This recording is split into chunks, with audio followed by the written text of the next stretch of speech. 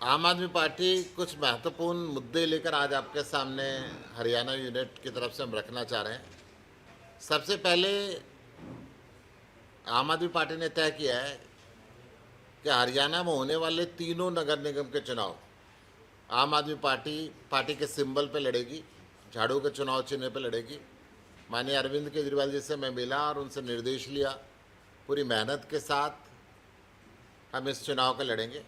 ईमानदार छवि के कैंडिडेट इसके अंदर उतारे जाएंगे।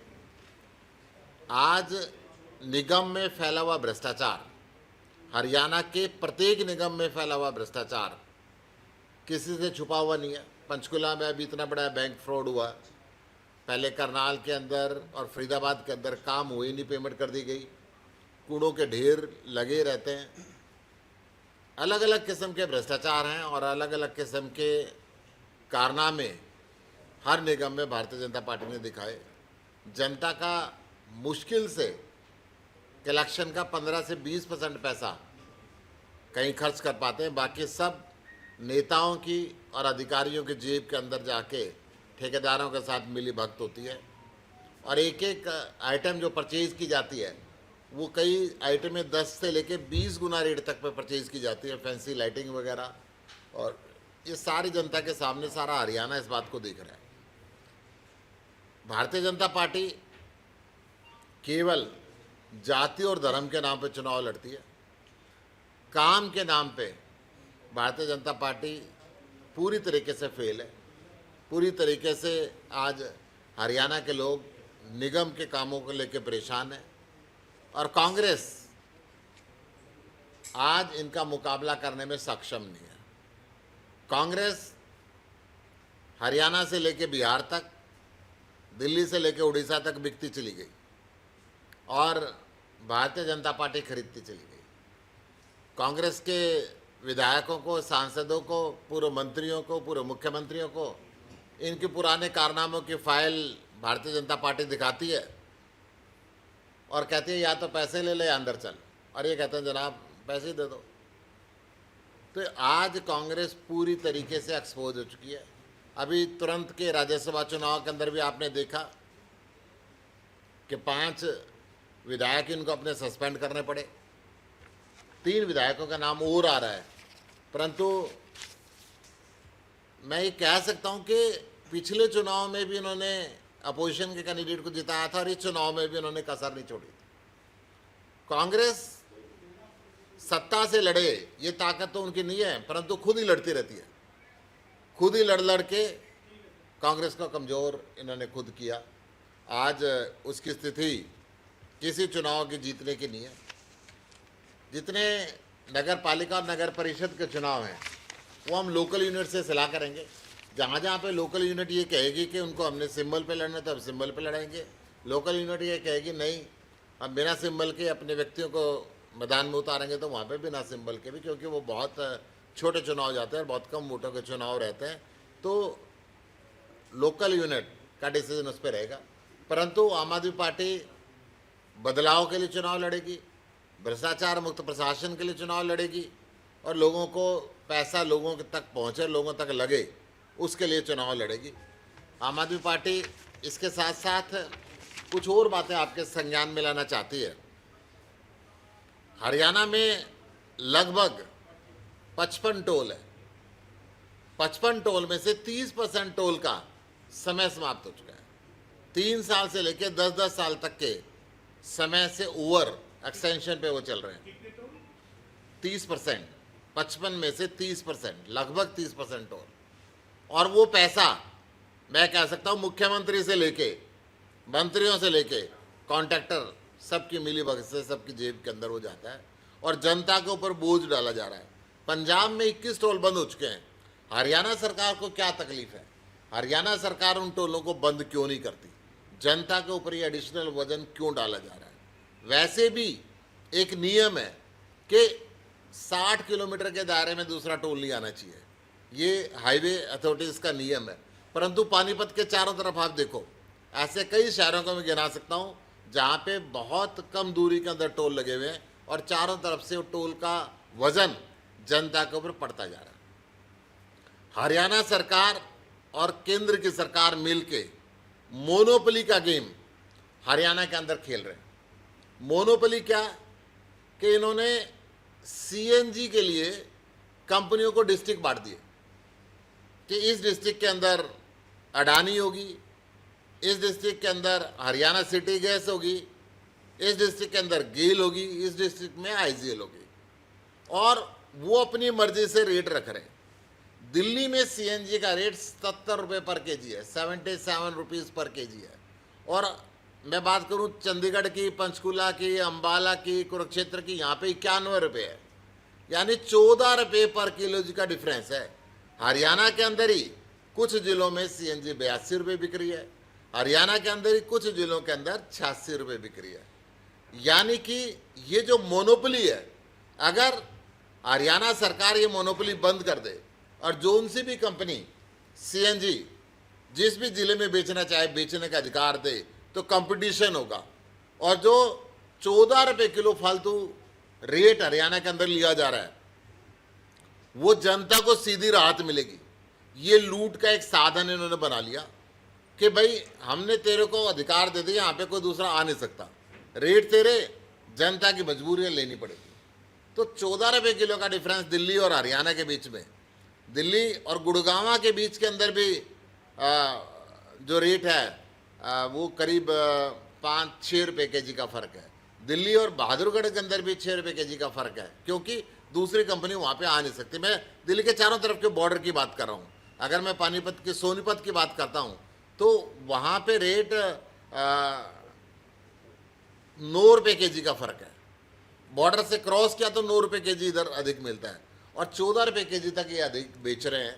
तो ये बहुत ही दुर्भाग्यपूर्ण बात है। मैं कहूँगा कि हरियाणा की जनता को लूटने का एक साधन मोनोपोली देके इन्होंने बना दिया। इसके साथ साथ मैं बेरोजगारी के मुद्दे पे आपके सामने लाना चाहूँगा। हरियाणा पब्लिक सर्विस कमीशन का चेयरमैन कहता है कि हरियाणा के अंदर ऐसी यूनिवर्सिटीज़ नहीं है जो बच्चों को काबिल बना सके, बच्चों को यहाँ नौकरी मिल सके। इसलिए हरियाणा में जितने सीनियर ऑफिसर्स हैं आज की तारीख में बाहर से लगाए जाते हैं। दूसरी तरफ हरियाणा सरकार ने मोनोपोलीज कर रखी है कि बच्चा अगर किसी अच्छी यूनिवर्सिटी से पढ़ना चाहे, उस यूनिवर्सिटी का अधिकार क्षेत्र कानून के हिसाब से दिल्ली एनसीआर हो, उस यूनिवर्सिटी का अधिकार क्षेत्र पूरी दुनिया हो। आज डिजिटल वर्ल्ड है, पूरे विश्व को एक कुटुंबम के रूप के अंदर हिंदुस्तान सदियों से हिंदू धर्म के अंदर देखता आया। परंतु हरियाणा के अंदर जैसे कुरुक्षेत्र यूनिवर्सिटी है, कुरुक्षेत्र यूनिवर्सिटी में कुरुक्षेत्र, कैथल, यमुनानगर, अंबाला, पंचकुला, पानीपत और करनाल, ये जिले किसी और यूनिवर्सिटी से एफिलिएशन नहीं ले सकते, केवल कुरुक्षेत्र यूनिवर्सिटी से ले सकते हैं। एमडी यूनिवर्सिटी की बात करूं तो रोहतक, फरीदाबाद, पलवल, सोनीपत ऐसे कुछ जिले हैं जो केवल महर्षि दयानंद यूनिवर्सिटी से एफिलिएशन ले सकते हैं। कुछ जिले चौधरी देवीलाल यूनिवर्सिटी से ले सकते हैं, कुछ जिले चौधरी बंसीलाल यूनिवर्सिटी से ले सकते हैं। मैं ये कहना चाहता हूँ, अगर एक तरफ हरियाणा पब्लिक सर्विस कमीशन का अध्यक्ष ये कहता है कि यूनिवर्सिटियाँ ठीक काम नहीं कर रही, तो दूसरी तरफ बच्चा और कॉलेज एक बेहतरीन यूनिवर्सिटी से एफिलिएशन लेके पढ़ना चाह रहे हैं, परंतु ये मजबूर करते हैं कि दिल्ली जाओ, कलकत्ता जाओ, बॉम्बे जाओ, दुनिया के दूसरे कोने के अंदर जाओ और वहाँ पे जाके पढ़ो। हरियाणा के अंदर आपको यूनिवर्सिटी का सिलेबस ही पढ़ना पड़ेगा। मेरी ये मांग है कि हर ज़िले के अंदर ओपन एफिलिएशन का सिस्टम होना चाहिए। जो जो यूनिवर्सिटी हरियाणा के अंदर एफिलिएशन दे सकती हों, वो वर्ल्ड लेवल की एजुकेशन हरियाणा के बच्चों को मिलनी चाहिए, ताकि हरियाणा के बच्चे पूरी दुनिया के अंदर तरक्की कर सकें और आगे बढ़ते जाएं। मैं इसके साथ साथ तीसरा जो एक करंट मुद्दा चल रहा है डिलिमिटेशन का और महिला रिजर्वेशन बिल का, उसके ऊपर भी अपने विचार रखना चाहूँगा। आम आदमी पार्टी हमेशा महिला रिजर्वेशन बिल के साथ रही है, महिलाओं को उसका प्रतिशत मिलना चाहिए, परंतु आज डिलिमिटेशन का कोई बिना आधार दिए हुए अचानक सीटें बढ़ा देना, यानी कि अगर ये मान के चलें कि आज नरेंद्र मोदी जी को सपना है 500 नहीं 1500 होनी चाहिए, तो 1500 हो जाए। अरे संसद के अंदर देश की जनता को कोई आधार तो बताओ कि इस आधार पे आप डिलिमिटेशन कर रहे हो, इस आधार पे सीटें बढ़ रही हैं। 2011 की जनगणना के हिसाब से आज 2026 के अंदर डिलिमिटेशन कर रहे हैं, 2029 के लिए। 2026 में पूरे देश की जनगणना दोबारा हो जाएगी। पूरे देश की जनगणना जब दोबारा हो जाएगी तो आपको जातिगत आधार भी मिलेगा, आपको महिला पुरुष का आधार भी मिलेगा। आप डिलिमिटेशन करें, सारा विपक्ष आपके साथ रहेगा। आज महिला रिजर्वेशन वर्तमान सीटों पर करें, जब वर्तमान सीटें बढ़ेगी तो महिला रिजर्वेशन भी अपने आप बढ़ जाएगा। आम आदमी पार्टी स्पष्ट तौर पे महिला रिजर्वेशन के साथ है, परंतु बिना किसी आधार के डिलिमिटेशन कर देना, ये इसके पार्टी आम आदमी पार्टी इस बात के बिल्कुल भी साथ नहीं है और इस बात का हम विरोध करते हैं कि बिना किसी संज्ञान के, बिना किसी आधार के आप ये डिलिमिटेशन करें। अभी चंद दिन पहले भाखड़ा ब्यास मैनेजमेंट बोर्ड का एक मुद्दा सामने आया। मैं कहना चाहूँगा कि केंद्र की सरकार, राज्यों की शक्तियाँ, जब से बीजेपी की केंद्र की सरकार आई है, राज्यों की शक्तियाँ, चाहे मोटर इंश्योरेंस बिल हुआ, कोई और बिल हुआ, हर बिल के अंदर राज्यों की शक्तियाँ छीनती रही है। और यही चाल भाखड़ा ब्यास मैनेजमेंट बोर्ड के अंदर दिल्ली की बैठी हुई सरकार, हरियाणा और पंजाब दोनों सरकारों के अधिकारों को स्नैच कर रही है। अभी तक इस बोर्ड के अंदर हरियाणा और पंजाब के ऑफिसर्स होते थे। अब केंद्र सरकार ये बिल लेकर आई है कि इसके अंदर ये कहीं से भी पूरे देश से अफसर लाए, अपनी मर्जी से लगाएंगे और दोनों सरकारों को अधिकार को छीन लेंगे। मैं किसान के मुद्दे पे आपसे बात करना चाह रहा हूँ। हरियाणा के अंदर लगभग 30 लाख मैट्रिक टन आज मंडियों के अंदर अनाज पड़ा हुआ है। बरसात की चेतावनियां हर रोज आती हैं, बरसात पहले भी आती रही, कोई बायोमेट्रिक सिस्टम ये कर देते हैं। अभी तक केवल 13 लाख टन गेहूं की खरीद हुई है। 220 करोड़ रुपए का अनाज आज सड़कों के ऊपर पड़ा हुआ है। किसान परेशान है कि अनाज दागी हो जाएगा, अनाज के ऊपर पानी छिड़का जाएगा, बरसात भगवान कब भेज दे। परंतु सैनी सरकार कान में रुई डाल के सोई हुई है। किसान लगातार प्रदर्शन कर रहे हैं। आम आदमी पार्टी किसानों की मांग के साथ है और इस सरकार को, किसान को हर साल जब परचेज का समय आता है, हर साल परेशान करते हैं। एक नया कानून लाते हैं और नए कानून के तहत नई नई दिक्कतें ये पैदा करते हैं। अभी एक ताज़ा केस नूह के अंदर 2 सफाई कर्मचारियों की मौत सीवर की जहरीली गैस के कारण हुई। आज पूरी देश ही नहीं, दुनिया के अंदर अब मैकेनिकल सिस्टम हो चुका है, मशीनों का इस्तेमाल होता है। परंतु हरियाणा के जिलों के अंदर अब भी जो सीवर के अंदर आदमी को उतार के सफाई का प्रावधान है, उससे मौत होती है। इस पे जिन अधिकारियों ने वहाँ पे मशीनें उपलब्ध नहीं कराई, उनकी वजह से ये जो मौत हुई है, उनके खिलाफ एक्शन होना चाहिए और हरियाणा सरकार इंश्योर करे कि 23 के 23 जिलों के अंदर भविष्य में मैनुअल सफाई ना करा के मैकेनिकल सफाई कराए, ताकि इंसानी जान की जो कीमत है उसको समझा सके।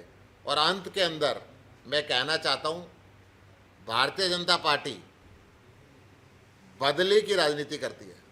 आम आदमी पार्टी एक ईमानदार छवि के साथ, हमेशा ईमानदारी के साथ काम करती रही है। इन्होंने दिल्ली का चुनाव से पहले हमारे सारे सेंट्रल लीडर्स पर रेड करी, इनको 1 रुपया कहीं से नहीं मिला। कोर्ट ने 22 के 22 हमारे नेताओं को डिस्चार्ज किया। अरविंद केजरीवाल जी के लिए कहा कि कट्टर ईमानदार है। आज तक इनके घर पे रेड करी, इनके दफ्तर में रेड करी, इनके रिश्तेदारों पे रेड करी, इनके मोबाइल और कंप्यूटर लिए गए, मनीष सिसोदिया जी के लिए गए, सत्येंद्र जैन जी के लिए गए, संजय सिंह जी के लिए गए। किसी नेता के पास 25 पैसे नहीं मिले। नरेंद्र मोदी जी ने अब पंजाब के चुनाव की शुरुआत कर दी। 3 दिन पहले हमारे एक सांसद अशोक मित्तल जी के ऊपर रेड करी और आज हमारे एक मंत्री, उद्योग मंत्री संजीव अरोड़ा जी के यहाँ पर रेड करी। मैं कहता हूँ कि पंजाब का चुनाव शुरुआत हो चुका और बीजेपी के कार्यालय हमले शुरू हो चुके हैं। राजनीतिक प्रतिशोध से ये ईडी की, सीबीआई की हर किस्म की रेड कराएंगे। परंतु आम आदमी पार्टी स्पष्ट कर देना चाहती है कि ना आपसे हम पहले डरे थे, ना आपसे हम आगे डरेंगे। आप अपने ओछे हथकंडों को अपनाए रखो परंतु आम आदमी पार्टी जनता की सेवा के लिए आपका मुकाबला गुजरात में भी कर रही है, आपका मुकाबला गोवा में भी कर रही है, पंजाब में भी दोबारा सरकार रिपीट कर रही है, हरियाणा के अंदर भी हम आपका मुकाबला करेंगे और सारे देश के अंदर एक ईमानदार प्रशासन लाने की हम कोशिश करेंगे। नमस्कार।